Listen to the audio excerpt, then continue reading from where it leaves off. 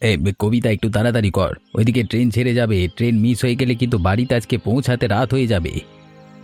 আমি তো করছি, কিন্তু গ্রামে যেতে একটুও ভালো লাগছে না গো। কখনো গ্রামে যাইনি তো তাই।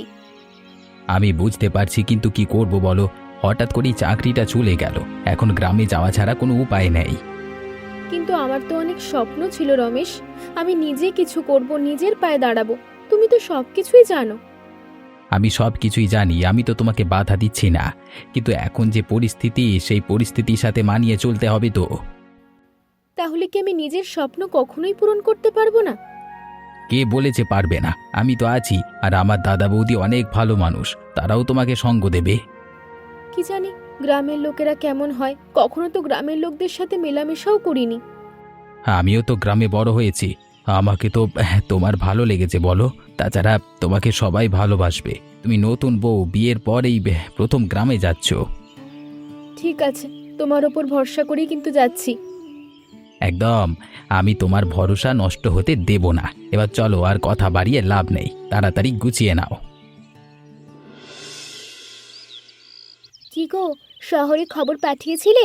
ওদের কি অবস্থা? কতদিন হলো ওদের সঙ্গে দেখা সাক্ষাৎ নেই। খবর তো পাঠিয়েছিলাম, শুনলাম কয়েকদিনের মধ্যেই নাকি ওরা গ্রামে ফিরে আসবে। কেন গো, হঠাৎ করে গ্রামে ফিরে আসবে যে? কিছু হয়েছে নাকি? তেমন কিছু তো আমাকে বলেনি গো, হলেও হতে পারে। তাছাড়া রমেশ নতুন বিয়ে করেছে, বউকে নিয়ে একবার তো গ্রামে আসা উচিত। তা তুমি ঠিকই বলেছ। আরে দাদা বৌদি, তোমরা তো দেখি বাইরেই আছো, কেমন আছো তোমরা? আরে রমেশ, তোরা এসে গেছিস। আমরা তো মাত্রই তোদের কথা বলছিলাম, এত তাড়াতাড়ি চলে আসবি এটা ভাবিনি। কেন গো দাদা, এত তাড়াতাড়ি চলে এসে তোমাদের বিপদে ফেলে দিলাম নাকি? যাকগে, এই হলো কবিতা, তোমাদের ভাইয়ের বউ। বাহ, কি সুন্দর মুখখানা! তোদের দুজনের জন্য আমার আশীর্বাদ রইল। এখন কি বাইরে দাঁড়িয়ে থাকবি, ভেতরে যাবি না? তুমিও তো বাইরে এসে দাঁড়িয়েছো, আর অমনি তুমি কথা জুড়ে দিয়েছো। তুমিও একটু ভেতরে নেবে না? আমার ভুল হয়ে গেছে গো। হ্যাঁ, তোমার ভাই আর ভাইয়ের বউ এসেছে, তাদের ঘরে নিয়ে যাও, আমি খাবারের ব্যবস্থা করছি। দাদা, এখন কিছু খেতে ইচ্ছে করছে না গো, একটু বিশ্রাম নেব, অনেকটা জার্নি করে এসেছি তো তাই। ঠিক আছে ঠিক আছে, তোরা বিশ্রাম নে, তারপর খাওয়া দাওয়া হবে। যাক, তোর বৌদির সাথে ঘরে যা। এই যে দেখেছিস, এই থেকে ওই পর্যন্ত সব জমি আমাদের। এখন অবশ্য চাষবাস বন্ধ আছে, বর্ষার সময় তো তাই। কেন দাদা, বর্ষার সময় চাষবাস করা যায় না? যায়, তবে অনেক খাটাখাটনির ব্যাপার, তাছাড়া ফসল ভালো হয় না, একটু বৃষ্টি হলেই জলে সব তলিয়ে যায়। আমি শহর থেকে কেন ফিরে এসেছি তুমি জানো? আমার চাকরিটা চলে গেছে, এখন থেকে গ্রামেই থাকবো। কি বলিস তুই? তো চাকরি চলে গেছে? এটা তো আমাকে আগে বলিসনি। আগে বললি কি হবে দাদা, ভাবলাম গ্রামে এসে তোমার সাথে কাজবাজ করি, তাতেই সংসার চলে যাবে। কিন্তু তুই শহরে থাকা মানুষ, লেখাপড়া জানিস, তুই গ্রামে কি কাজ করবি? তোমার এই যে জমি আছে, এখানেই দেখবো নতুন কিছু ফলানো যায় কিনা। আমার কাছে কিছু জমানো টাকা আছে, সেসব দিয়ে শুরু করব। ঠিক আছে, তুই যখন বলছিস তাহলে তুই শুরু কর, আমি তো তোর পাশে আছি, টাকা পয়সা যা লাগে আমিই দেব। তুই কিভাবে দেবে দাদা, তোমার অবস্থা তো এখন করুন, আমরা আবার এসে তোমাদেরকে বিপদে ফেলে দিলাম। এমনভাবে বলছিস যেন আমি তোর পর, তোর নিজের বাড়িতে তুই নিজে এসেছিস। দাদা, তোমার মতো ভাই পেয়েছি বলেই আজকে আমি এখানে এসে পৌঁছেছি, জীবনে কত কিছু ত্যাগ করেছো আমার জন্য। ওসব কথা বাদ দে, চল বাড়িতে যাই, তোর বৌদি তোদের জন্য ভালো ভালো খাবার রান্না করে রেখেছে। তোমরা অনেক ভালো বৌদি। আমি এখানে আসার আগে অনেক ভেবেছি গ্রামের মানুষ কেমন কি হবে। তুমিও অনেক ভালো আর গুণী একজন মেয়ে। তুমি যে আমাদের রমেশের বউ হয়েছো, এটাই তো আমাদের কাছে অনেক বড় বিষয়। এমনভাবে বলো না বৌদি, রমেশ খুব ভালো ছেলে। আচ্ছা, এই যে তুমি এত যত্ন করে বাগানের সবজি ফলাও, এগুলো বিক্রি করতে পারো না? এগুলো আবার কি করে কোথায় বিক্রি করব? গ্রামের সবার বাড়িতে এসব আছে। কি বলো, সবার বাড়িতে আছে? আমরা তো শহরে কিনে খেতাম। শহরে তো এসব কিছু ফলানোর জায়গা থাকে না, গ্রামে থাকে, এগুলো কেউ কিনে খাবে না। তাহলে এগুলো দিয়ে কি করো? নিজেরাই খাও? নিজেরাই খাই। এই তো দেখো না, মিষ্টি কুমড়ো হয়ে আছে, লাউ হয়ে আছে, নিজেরাই খাই, বাকিটা ফেলে দিই। কি বলো, এগুলো দিয়ে অন্য কিছু করা যায় না? এগুলো দিয়ে আবার অন্য কি করা যাবে? কিসের কথা বলছো? এখনো বুঝতে পারছো না কি করা যায়? আচ্ছা, আমি দেখি বৌদি এগুলো দিয়ে কি করা যায়, আর যদি আমার কাজে লাগে তাহলে আমাকে দেবে তো? কি বলো, এগুলো তো সব তোমাদেরই, যা দরকার হবে নিয়ে নাও, কেউ কিছু বলবে না। ঠিক আছে বৌদি, তাহলে তাই হবে। কিরে, চিন্তা করছিস নাকি কোনো কিছু নিয়ে? কোনো কিছু লাগবে আমাকে বল, আমি এনে দিচ্ছি। না গো দাদা, আমি ভাবছিলাম অন্য কথা। আমাদের জমিগুলো ওভাবে পড়ে আছে, এভাবে ভালো লাগছে না। কিন্তু কি করব বল, এই পুরো বর্ষা এভাবেই কাটবে। বর্ষার সময় তো আর কিছু চাষবাস করা যায় না। কিন্তু আমি চাষ করতেই চাই। বর্ষা উপযোগী অনেক ধরনের ফসল আছে যেগুলো চাষ করলে ভালো লাভবান হওয়া যায়। আমি ওসব লেখাপড়া তো করিনি, তাই ওসব জানি না। এমন কি চাষ করা যায় বলতো? তাহলে তুই আর আমি মিলে চাষ করব। আমরা এই বর্ষায় পাট চাষ করব। এই পাট যত জলই হোক না কেন, জমিতে সব জলের ভেতরেই থাকবে। তা না হয় বুঝলাম, কিন্তু আমি যতদূর জানি পাটের বীজ বুনতে হয় জল না থাকা অবস্থায়, কিন্তু এখন তো অনেক জল। তাতে কি হয়েছে, আমরা জল নিষ্কাশন করে তবেই পাটের বীজ বুনবো। তুমি কি বলো? আমি তো এত কিছু বুঝি না, তুই যা ভালো মনে করিস তাই কর, আমি তোর পাশে আছি। কিন্তু টাকা পয়সা বেশ কিছু লাগবে দাদা, কারণ অনেক কিছু কেনাকাটা করতে হবে তো। তা নিয়ে তোর চিন্তা করতে হবে না। তুই তো বললি তোর কাছে কিছু টাকা আছে, আর আমি কিছু দেব, সেই দিয়ে হয়ে যাবে। ঠিক আছে দাদা, তাহলে ওই কথাই রইল। মিষ্টি বানানো তো শুরু করে দিলাম, হবে কি হবে না তা তো বুঝতে পারছি না। পরে আমার লজ্জায় নাক কাটা যাবে না তো? এ কি কবিতা, তুমি এত তাড়াতাড়ি ঘুম থেকে উঠে রান্নাঘরে কি করছো? তোমার কোনো কাজ করতে হবে না, তুমি কি ঘুমাও। আমি তো এমনি এমনি কাজ করছি না বৌদি, দেখো এই মিষ্টি কুমড়ো দিয়ে কিছু একটা বানানোর চেষ্টা করছি। মিষ্টি কুমড়ো দিয়ে আবার কি বানাচ্ছ দেখি? মিষ্টি বানাচ্ছ নাকি? দেখে তো মিষ্টির মতোই লাগছে। তুমি ঠিক ধরেছো, মিষ্টি বানানোর চেষ্টা করছি, হয়ে গেলে তো ভালোই লাভ হবে। তুমি একটু খেয়ে দেখবে? হ্যাঁ, খাবো না কেন, তুমি এত কষ্ট করে এত সকালে বানিয়েছো, খেতে তো হবেই। দাও দেখি আমাকে। কেমন হয়েছে আমি জানি না বৌদি, খারাপ হলে আমায় বকাবকি করো না কেমন? ধুর বোকা, আমি বকাবকি করবো কেন? আগে খেতে তো দাও দেখি কেমন হয়েছে। ভালোই হয়েছে মনে হয়। বাহ, একদম মিষ্টির অন্যরকম স্বাদ। তুমি একটু খেয়ে দেখো কবিতা, খুব ভালো হয়েছে। সত্যি বলছো বৌদি? সত্যি বলছি, এমন মিষ্টি আমি আগে কখনো খাইনি। যাক, তাহলে তো আমি সফল হলাম। আজকে তোমার দাদা আর রমেশ আসুক, তারপর ওদেরকেও খাওয়াবো।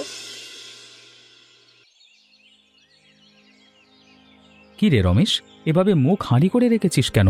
কি হয়েছে? কি আর বলবো দাদা, এত টাকা পয়সা খরচ করে জমিতে পাট চাষ করলাম, আর কিছুই হলো না।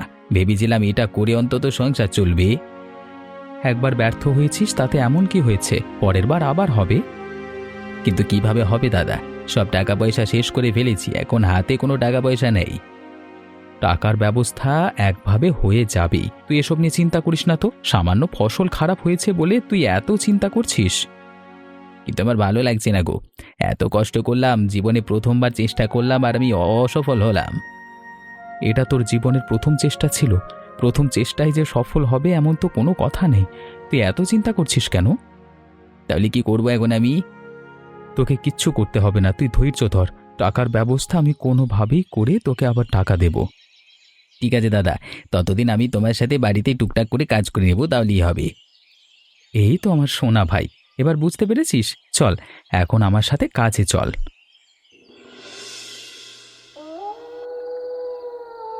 ও বাবা, মিষ্টি কোথায় পেলে আবার? তোমরা গ্রামে কারোর বাড়িতে আয়োজন হয়েছে নাকি? সেটা পরের বিষয়, আগে তোমরা মিষ্টি খেয়ে দেখো তো কেমন হলো। মিষ্টি আবার কেমন হবে? মিষ্টি তো মিষ্টির মতোই হবে, তাই না? আহা দাদা, একবার একটু খেয়ে দেখুন না। ঠিক আছে, এত করে যখন বলছো আমি খেয়ে দেখছি। ভালোই তো লাগলো, কিন্তু মিষ্টির স্বাদ যেন কেমন একটু আলাদা।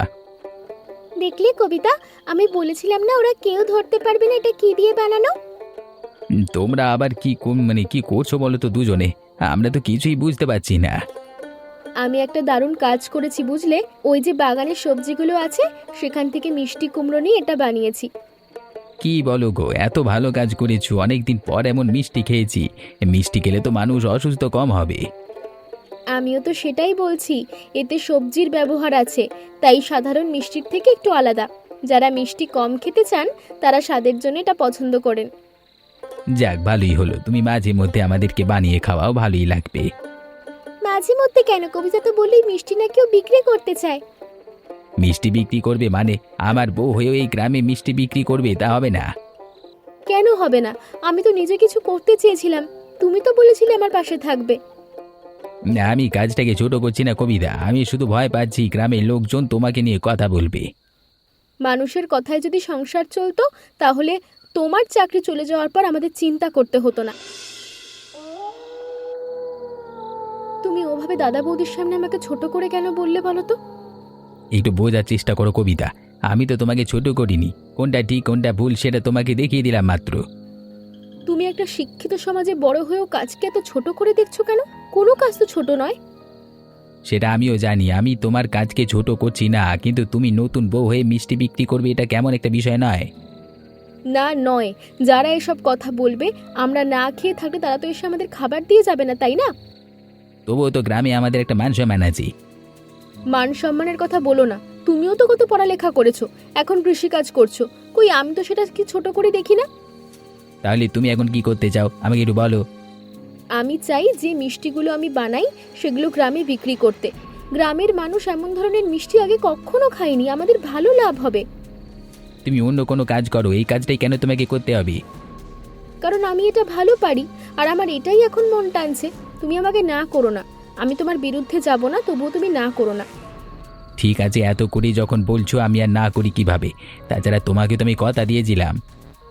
আচ্ছা, তাহলে আমি বৌদির সাথে মিলেই কালকে অনেক মিষ্টি বানাবো, আর তোমরা সেগুলো বিক্রি করে দেখবে। ঠিক আছে, তাই করো। কি গো, আর কতক্ষণ লাগবে তোমাদের? এর বেশি দেরি করলে তো বাজার শেষ হয়ে যাবে। এই তো চলে এসেছি, আর কিছুক্ষণ লাগবে। একটু দাঁড়াও গো, শুধু প্যাকেটে ভরে দিয়ে দেব। শুনুন দাদা, নতুন ব্যবসা হিসেবে একটু একটু কম নেবেন, কিন্তু কাউকে বিনামূল্যে মিষ্টি খাওয়াবেন না যেন। খদ্দের হাত করবার জন্য একটু বিনামূল্যে দেওয়া উচিত। সবাই তো আর এসে এমনি এমনি মিষ্টি খাবে না, তাই না? এটা তুমি অবশ্য ঠিক কথাই বলেছ। আচ্ছা, আমি তো ব্যবসার এত কিছু বুঝি না, তোমরা যা করার করো। সাবধানে যাবে দুজন, আর তাড়াতাড়ি ফিরে আসবে, তোমাদের জন্য কিন্তু অপেক্ষা করব আমরা। আরে গোপাল যে, তোমরা মিষ্টি ব্যবসা শুরু করেছো নাকি? সাথে তো দেখছি তোমার ভাইও আছে। হ্যাঁ বাবু, আর এটা যেমন তেমন মিষ্টি না। যারা বৃদ্ধ আছে তাদের চিনি খাওয়া বারণ, তারা এগুলো খেতে পারবে। কি বলো, কি মিষ্টি খাওয়া বারণ অথচ মিষ্টি খেলে কোনো সমস্যা হবে না? না বাবু, কোনো সমস্যা হবে না, এগুলো সবজি দিয়ে তৈরি হয়। তেমন একটা চিনি বা অন্য কোনো মিষ্টি পদার্থ ব্যবহার করা হয়নি। তাহলে মিষ্টির মতো লাগবে তো? অবশ্যই লাগবে, আপনি একটু খেয়ে দেখুন, তারপরে আমাকে বলবেন। স্বাদ এক্কেবারে অন্যরকম। এত করে লোভ দেখাচ্ছ, তাহলে তো একটু খেতেই হয়। দাও দেখি, দাও। বাহ, এ তো দারুণ দেখছি। হ্যাঁ, মিষ্টি খাচ্ছি আবার মিষ্টি খাচ্ছি না, ব্যাপারটা ভাবতেই তো কেমন লাগছে। হ্যাঁ